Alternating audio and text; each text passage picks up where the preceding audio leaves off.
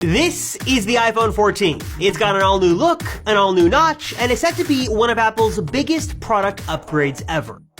To kick things off, let's talk design. Apple's giving us sort of a throwback design to this year with the iPhone 14 to one very reminiscent of the iPhone 4 from over 12 years ago. We're talking boxy edges, scored off corners, a glass back, even circular volume buttons on the side.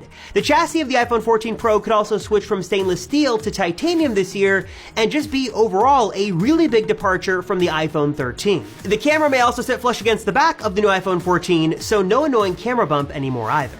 Now, if you've been waiting for a thinner, lighter iPhone design like the iPhone 6, the 6S, or even the iPhone 8, well, you're gonna have to keep waiting just a little bit longer. That's because not only is Apple embracing this very industrial design language with the iPhone 14, but because of that move, all of these models of the 14 are expected to be thicker and probably slightly heavier than models that came before it. So probably thicker and heavier than the iPhone 12, the iPhone 13, you sort of get the idea. But hopefully that bigger design also makes way for a bigger battery inside.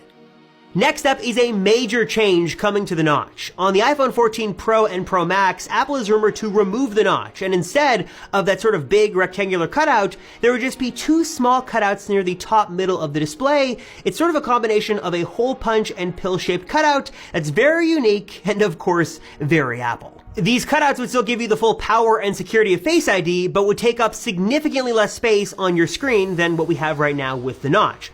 The next big change includes some good news and some bad news. Now, bad news first is that the days of the mini iPhone are over. But the good news here is that Apple is still offering a fourth model of the iPhone 14 in the lineup, but this time with a much bigger screen.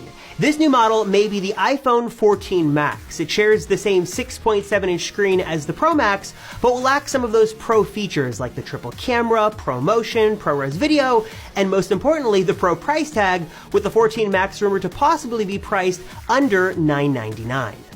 The camera on the iPhone 14 is also set to get a huge upgrade, making the jump finally for the first time from 12 megapixels to 48 megapixels in the main camera. This should lead to better photos, better videos, and might also give you the ability to record 8K video straight on your iPhone 14 Pro. It's unclear if both the regular and Pro models of the 14 are going to get this upgraded camera, but I wouldn't be surprised that if you want the very best camera, you're going to have to shell out the cash for a Pro model iPhone. And last but not least, let's talk processor. Inside of every iPhone 14 model is going to be the latest and greatest mobile Apple silicon, the A16 Bionic processor. This should be more powerful, more efficient, and should hopefully give you better battery life on your new iPhone. So whether you're watching movies, playing games, you should never notice a slowdown.